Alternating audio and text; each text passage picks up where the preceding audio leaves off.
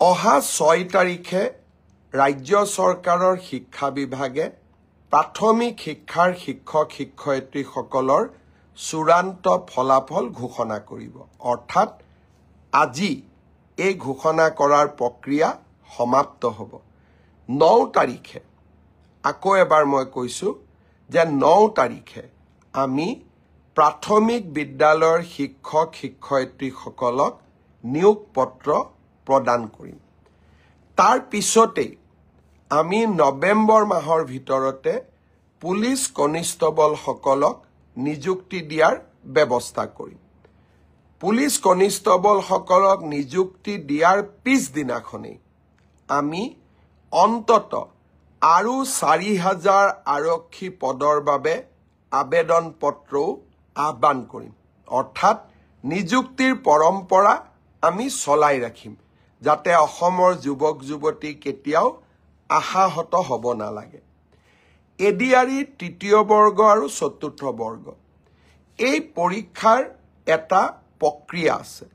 Result দিয়াৰ পিছত আমি লটাৰী বা ৰেণ্ডমাইজেশ্যনৰ জৰিয়তে ডিপাৰ্টমেণ্টসমূহ আবণ্টন কৰিব লাগে।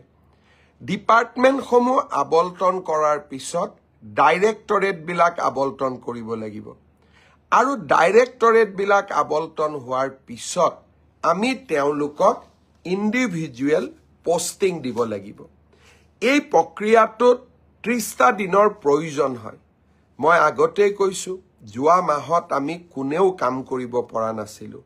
মই চেষ্টা কৰিছোঁ নৱেম্বৰৰ শেষত নহ'লে ডিচেম্বৰৰ প্ৰথম ভাগতে এডিআৰইৰ চতুৰ্থ আৰু তৃতীয় বৰ্গৰ আমি নিযুক্তি পত্ৰসমূহ বিতৰণ কৰিম। প্ৰক্ৰিয়াটো চলি আছে, প্ৰক্ৰিয়াটো চলিব দিয়ক, কাৰণ এই প্ৰক্ৰিয়াটো স্বচ্ছ হোৱাৰ প্ৰয়োজনীয়তা আছে। এইখিনি সময়ৰ মাজতে আমি পোষ্ট গ্ৰেজুৱেট আৰু গ্ৰেজুৱেট টিচাৰৰো নিযুক্তিৰ কাম হাতত ল'ম।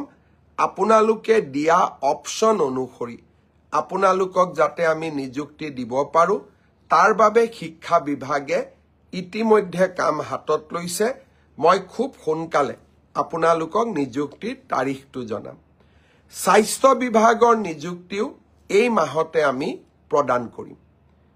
চাহ বাগিচাৰ সমাজখনৰ বাবে আমি 3% এইবাৰ চৰকাৰী চাকৰিত আৰক্ষণ কৰিছিলোঁ।